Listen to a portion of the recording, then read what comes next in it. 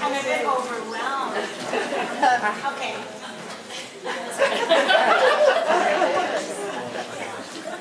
Phyllis just needs a little moment here. It's pretty intense.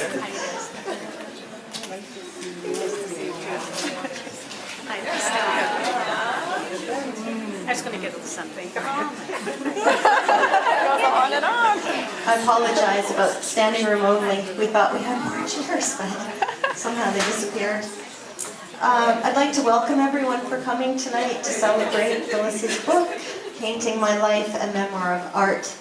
Sorry, Love, Art, and Transformation. My name is Diane Morris, and I'm Phyllis's publisher.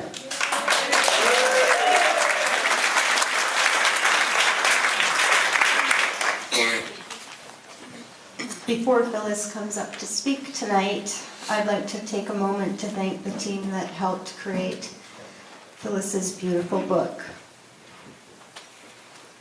It was about 15 years ago when I took over Summoners Press, and Phyllis was one of the first people I met.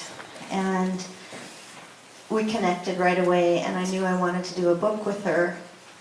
And it was about almost 3 years ago she phoned to say, I'm ready to start. She thought she might be able to write it, but maybe someone else could write it. So I really wanted to get a book out with Phyllis, and so I matched her up with Catherine Gordon as a development editor. And Phyllis had a couple of pieces written with her writing group, but she certainly didn't have near enough material for a book. So Catherine, fortunately, Catherine, can you just put your hand up? There's Catherine.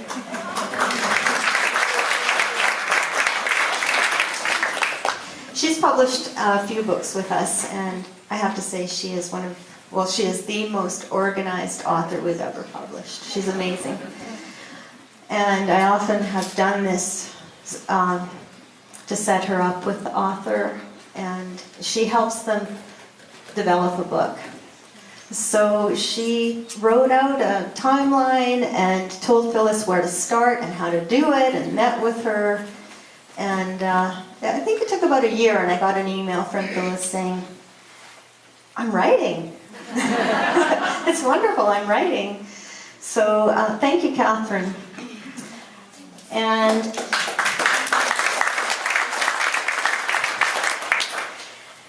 so after that was finished, which was about May of this year, it was sent to a substantive editor, John Burks Medrano. John, are you around? Who's right there? He's edited many books for us and is actually an award-winning editor. So Phyllis really enjoyed working with John. They had lots of laughs, which is kind of uncommon, I think, in publishing to have laughs. It's really intense, and I think there were many times that Phyllis just wanted to, when she'd get an email from one of the editors, she just wanted to reach through that screen and choke them. And it was tough.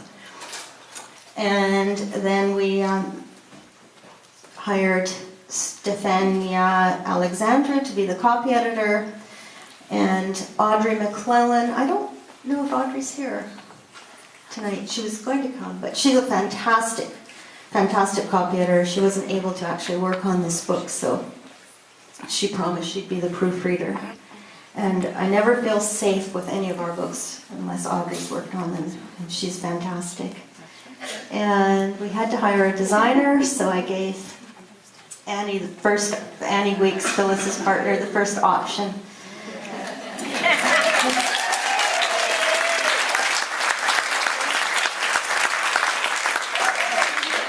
And Annie did just the most beautiful job, as you can see, designing the book. It was really, really fun working on this book with both Phyllis and Annie.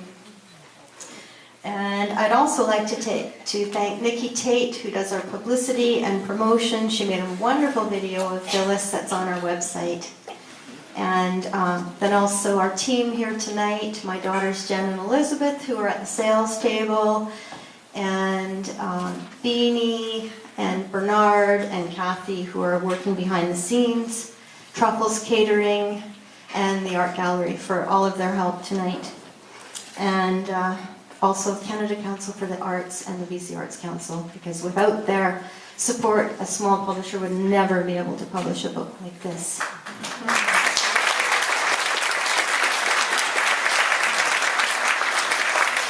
But of course, the biggest thank you goes to Phyllis for writing this book.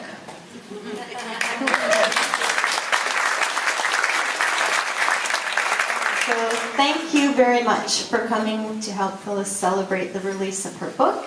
And please help me welcome Phyllis.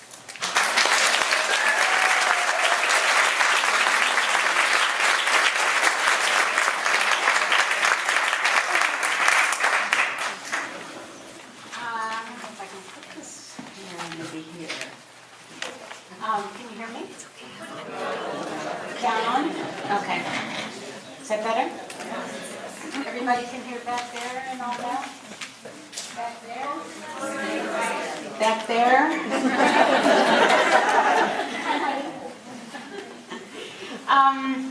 This part of it is the new part for me to be reading. So I'm a little bit nervous, but I did want to say just a couple of things before I read. It was Diane who inspired me to write this book, and I just want to say that I never would have done it if she hadn't asked me to, and it was a wonderful experience for me. So I'm really glad that I did. I had a few moments, you know, I wasn't so sure, but it really worked out. I hope you enjoyed it. I hope you all enjoyed it. I really appreciate everybody coming tonight. It's just really thrilling for me. Thank you. So I'm just going to read for a short time. I know that I've been to readings that are too long, so I know what that feels like. So if it feels too long, say, stop! Oh. Okay. So much help. I know. The first piece I'm going to read is early in the book, and it's called Walking in Chicago. When I was 11 years old, I lived on Keeler Avenue. Somebody's phone or something. Something that didn't happen very often when you were walking on Keeler in those days. Okay. On Keeler Avenue on the west side of Chicago. All my friends lived not far away on Kildare Avenue then, so every day I walked a couple of blocks to see them. I passed Sam's, a small grocery store on the corner, walked in front of the old red synagogue on 13th Street, its weed-filled yard moldering behind the wrought iron fence, until I reached Kildare. On that corner, I stopped and listened if I heard the beautiful sounds of a violin. The neighborhood prodigy, Sammy Magid, was practicing. He later would become first violinist with the Chicago Symphony Orchestra. Every time I was walking, I was afraid I would meet up with a dog.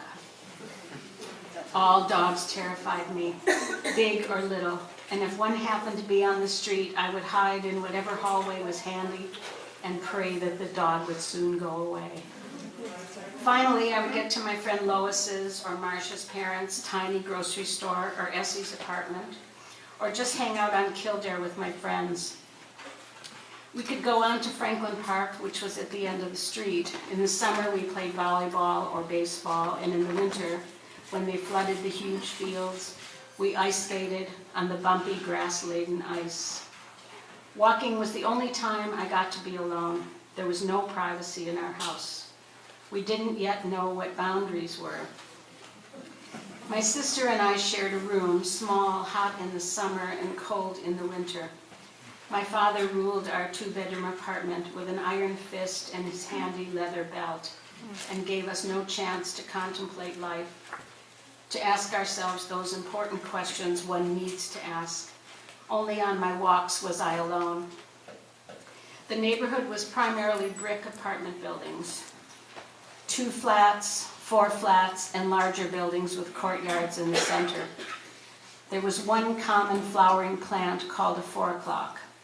It would bloom every day in the late afternoon, but most of the yards were dirt with a few weeds.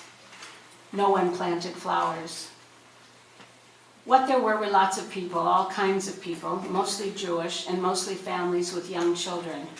This is what is now known as a high-density neighborhood. The people were practically all working class with a few professionals thrown in. We were all semi-poor, but didn't feel that way. One day when I was 11 years old, walking on Kildare in front of the building where Beverly Mozak, my cousin Bobby Golden, and Sue Bass lived, I asked myself the all-important question: what will I be when I grow up? I believe it was the first time I asked myself that. My answer was simply, I guess I'll get married, have kids, and maybe travel. Well, I did do those things, but so much more happened to me. Things I never could have anticipated, understood, or imagined. I got married, had kids, and traveled. But I also went to university and became an artist, supporting myself with my work for over 30 years. I moved to another country, Canada, in my early 30s. I left my husband and have lived with a woman now for 38 years. Was I just so programmed that my imagination never learned to fly? Why were my wants, my needs, my ideas so limited, so constricted? Was it the times, the late 1940s after the war, or is it just how children are? This is the story of how that girl became this woman who today walks on very different streets. These streets are filled with beautiful parks and flowers of every imaginable color. There are snow-capped mountains visible from close by. Every day we walk our beautiful young dog down to a bay on the Pacific Ocean. How did all of this happen? This is that story.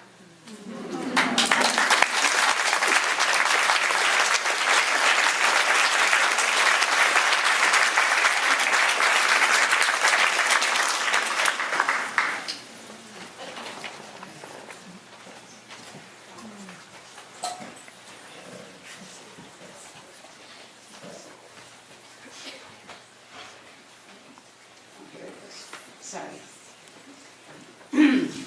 This is about my father. It's in the chapter called Handsome Sam. If I were to paint a portrait of my father, Sam Serota, I would start with a dark underpainting to show the very dark parts of him. I would use black paint for all the parts we could not see and that we never would, and blue for the Jewish parts that became more and more pronounced as he got older. The dark red parts would represent all the hurt he inflicted on his family, all the violence, all the heartbreak. After painting these dark colors, I would paint the background before I continued on the main figure. That background would illustrate his arriving in the United States at age 4 from the Ukraine. There would be images from the early Jewish neighborhoods in Chicago, the push carts on the street, and an ever-present fish store. Then I would begin to paint his body, a strong, beautiful, very masculine body, one that was good at sports. A handsome, dark-haired, not very tall man who still somehow managed to be a wonderful basketball player. I would paint his skin, perhaps starting on his hands, skin that was a creamy, vulnerable color, perhaps one of the reasons for his belligerent stance. His body never had any extra fat on it. He was neat and trim even into his old age. He kept his hands meticulously clean to belie the fact of his life's work, the cleaning, cutting, and scraping of fish. For his face, I would still use only dark, transparent colors. I would add soft colors for his cheeks, his thin mouth somewhat redder than the rest of his face, which was clean-shaven. He had small laugh lines with their implicit sense of humor. For his hair, I would use burnt umber, a transparent, very dark brown color. His eyes were dark brown, intelligent eyes that really could see a fish, that understood what to buy if it was fresh and how to prepare it. but eyes which were also somewhat blunted. What should I dress his beautiful body in? The clothes he wore to cut and scrape the fish, or the suits, immaculate white shirts and ties in which he dressed up for weddings or the synagogue? Perhaps I'll start instead with the sleeveless undershirts that showed off his strong, muscular arms that could strike out and hurt so quickly. If I were to paint such a portrait, could I paint those arms to show the other side of him? Could I reveal all his dimensions? Could I show in the painting how he laughed a lot, how he hated people of other races, especially blacks? Could I, with only a few hairs at the end of a stick and this thick colored stuff called paint, reveal how thoroughly he terrorized 3 small children and his young, beautiful wife? That is what I would want to show in my painting, how beautiful and terrible he was at the same time, how love and hate resided simultaneously in those same arms, how love can hurt us or lift us up. He sometimes carried me into the house when I fell asleep in the car. How strong and tender those arms felt then. I would also paint those arms.